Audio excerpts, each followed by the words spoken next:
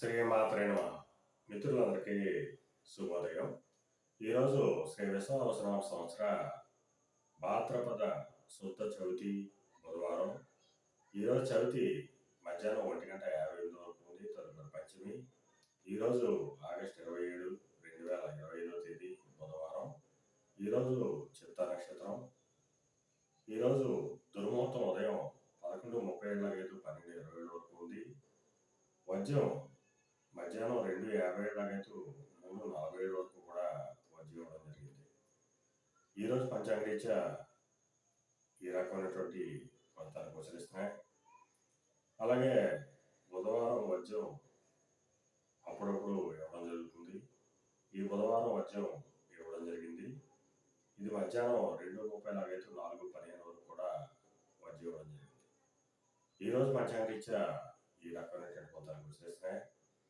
అలాగే ఈరోజు నక్షత్రం అయినటువంటి చిత్తా నక్షత్రం ఎవరికి రవాణా కుదురుతుందో మనం పరిశీలించినట్లయితే భరణి, రోహిణి, ఆరుద్ర, పునరసు, ఆశ్లేష, పుబ్బ, ఉత్తర, హస్త, స్వాతి, విశాఖ,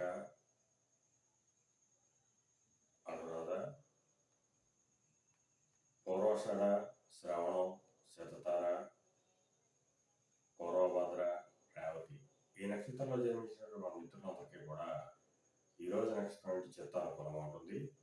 అందువలన ఇప్పుడు చెప్పినటువంటి నక్షత్ర జాతకులందరికీ ఈరోజు శుభకరంగా ఉండే అవకాశం ఉంది. అలాగే ఈరోజు భాద్రపద శుద్ధ చవితి. దీన్నే మనం వినాయక చవితిగా జరుపుకోవడం జరుగుతుంది.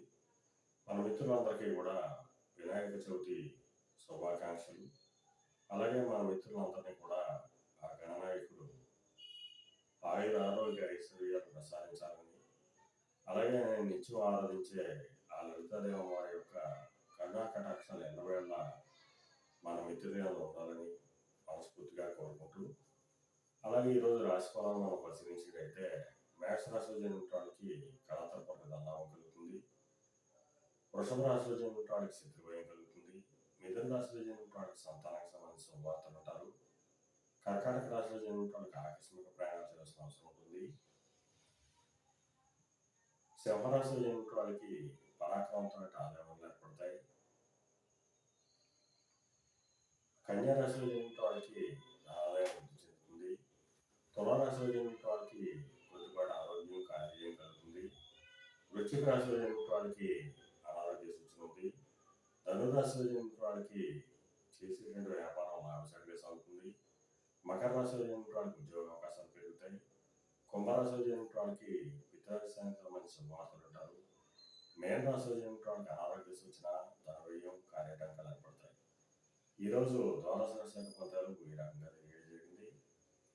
అలాగే ఈరోజు పాండిత్యంతో ధనార్జన చేసిన వాళ్ళకి, అనగా పండితులు కానీ, నాయకులు కానీ, లేఖలకు కానీ, ఆడిటర్లకు కానీ, విలేకరులకు కానీ ఈరోజు మిక్కిలి శుభదాయకంగా లాభదాయకంగా అవకాశం ఉంది. ఈరోజు పంచాంగరీత్యా ఈ రకమైనటువంటి ఫలితాలు గోచరిస్తున్నాయి. అలాగే మన మిత్రులందరికీ మరొకసారి వినాయక చవితి శుభాకాంక్షలు. మన మిత్రులందరూ కూడా ఆ గణనాయకుడిని భక్తి శ్రద్ధలతో ఆరాధించి స్వామి అనుగ్రహం పొందాలని మరొకసారి మన మిత్రులందరికీ కూడా వినాయక చవితి శుభాకాంక్షలు తెలియజేస్తూ మీ పెద్దబాబు సిద్ధాంతి కొలనమామి.